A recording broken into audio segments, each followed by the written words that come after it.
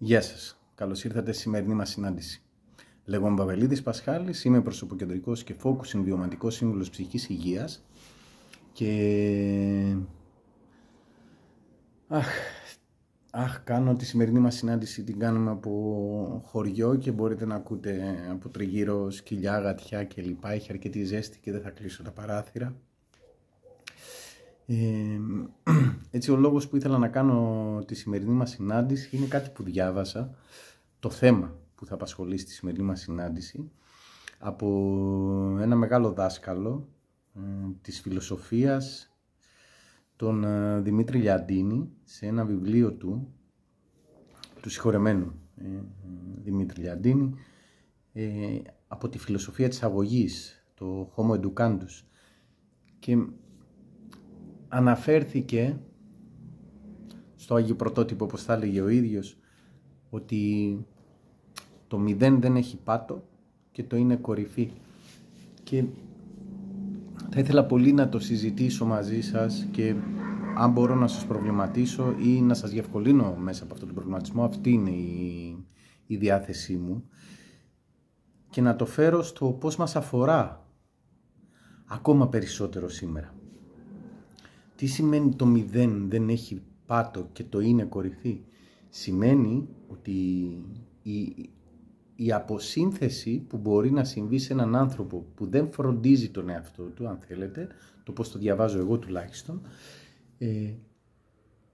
δεν έχει πάτο. Δηλαδή μπορώ, και τι εννοώ μεταφορικά μιλώντας αποσύνθεση, το ότι ένας άνθρωπος, μη φροντίζοντας την πνευματική του ανάπτυξη, την ηθική του ανάπτυξη, σε εισαγωγικά ηθική,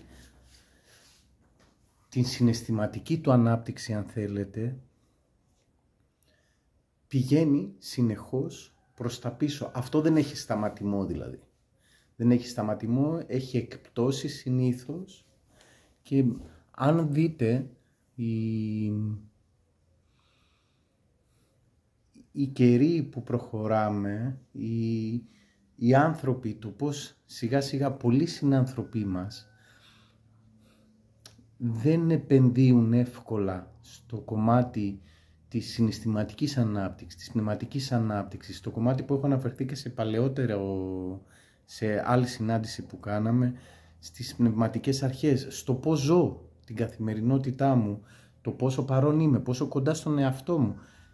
Για να μην νομίζετε ότι να μην ακούγομαι, έχω έγινε ώρες, μην τυχόν και ακούγομαι αρκετά φιλοσοφικά τοποθετημένος. Αυτό που συζητάω μαζί σας είναι πολύ πρακτικό. Δηλαδή, το μηδέν δεν έχει πάτο και το είναι κορυφή, είναι μια πραγματικότητα. Το μηδέν, στη συγκεκριμένη περίπτωση, είναι μια ασταμάτητη δυστυχία.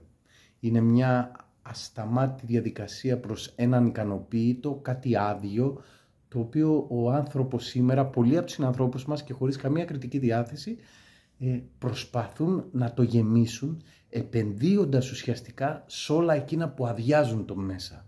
Δηλαδή σε όλα αυτά που, αν θέλετε, μπορούν να στήσουν ένα στιβαρό είναι, ένα στιβαρό υπάρχω και έχω μέσα μου μια βάση να πατήσω. Τι σημαίνει αυτό? Ότι σήμερα, αν κοιτάξουμε, αρκετά ιδανικά έχουν να κάνουν με το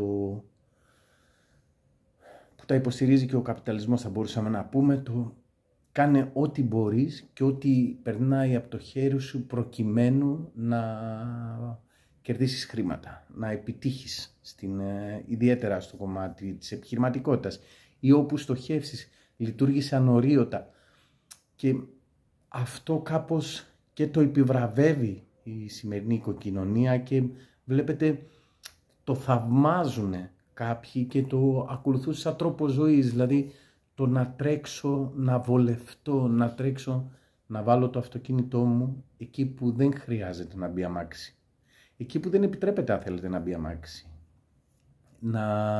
να μην νοιαστώ για το ότι η δική μου κίνηση πώς θα επιβαρύνει του τρίτου.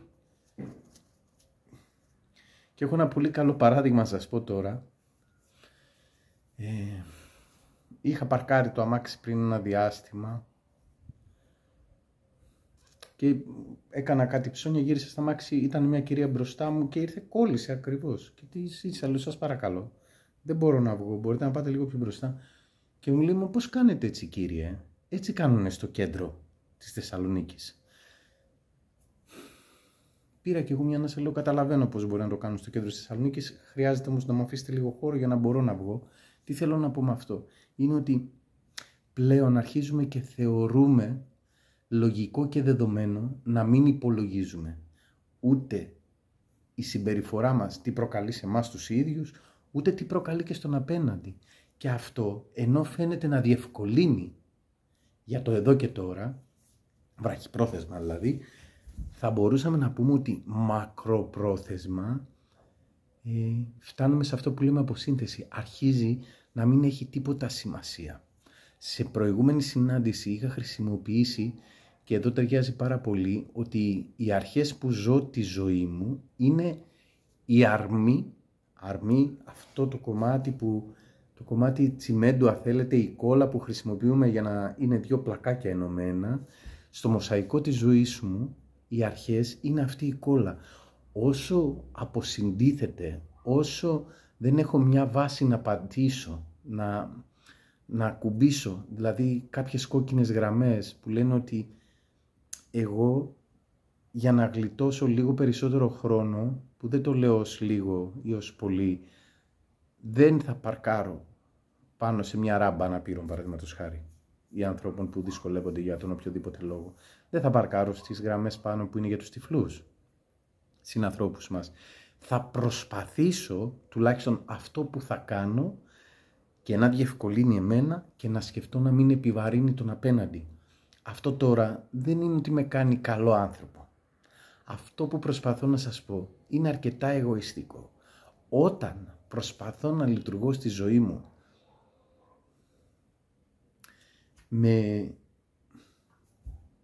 τρέφοντας τον εαυτό μου με εσωτερικές αρχές, νοιαζόμενος τους γύρω μου, σταματώντας ή προσπαθώντας να σταματήσω από το να είμαι αρπακτικό συνεχώς, αυτό που μου ζητείτε δηλαδή ουσιαστικά, κερδίζω κάτι πολύ μεγαλύτερο. Μπορεί να χάνω το πάρκινγκ εκείνη τη στιγμή, αλλά γεμίζω με μία αίσθηση που είναι μοναδική, και εκεί είναι σε αυτό που μπαίνουμε, ότι όπως λέμε το 0 δεν έχει πάτο και το είναι κορυφή, είναι ότι το γέμισμα που μπορεί να μου δώσει η σχέση με τον εαυτό μου, η σχέση μου με το πώς ζω, η σχέση μου με το ποιες αρχές βάζω σε δράση ζώντας, είναι ότι και αυτό δεν έχει ταβάνι. Δηλαδή, όσο και αν ακούγεται ίσως τραβηγμένο σε κάποιους, αν ζω με έναν τρόπο τέτοιο τη ζωή μου, με μια πνευματική φιλοσοφία, αν θέλετε, τρέφοντας τον εαυτό μου, προσέχοντας πώς λειτουργώ στην καθημερινότητά μου, σε μικρά και απλά πραγματάκια, αρχίζω και ζω περισσότερο ευτυχισμένος, χάνοντας ίσως εκείνο το πάρκινγκ. Και πιστέψτε με ένα μαγικό τρόπο βρίσκεται και να παρκάρετε όταν λειτουργείτε έτσι. Αναφέρομαι στο πάρκινγκ γιατί είναι ένα τα ζητήματα που δυσκολεύει αρκετά τους ανθρώπους στην καθημερινότητα. Και εδώ νομίζω θα το κλείσω κιόλας λέγοντας για άλλη μια φορά ότι το 0 δεν έχει πάτο και το είναι κορυφή. Ουσιαστικά μας δείχνει κάτι, ότι στη ζωή δεν μπορώ να επιλέξω να μείνω στάσιμος κάπου. Είτε θα φροντίζω τον εαυτό μου προχωρώντας προς μία κατεύθυνση ανωδική σε σχέση με μένα, σε σχέση με το μέσα μου, φροντίζοντας δηλαδή τη συναισθηματική μου υγεία, την πνευματική μου υγεία, τη σωματική μου υγεία στην καθημερινότητά μου, είτε στον αντίποδα αρχίζει η αντίστροφη διαδικασία, και ενώ ακούγεται λίγο άσπρο μαύρο, είναι τα λίγα πράγματα που μπορεί να είναι και έτσι. Είναι ο άνθρωπος, η φύση μας χρειάζεται αυτή τη διαδικασία.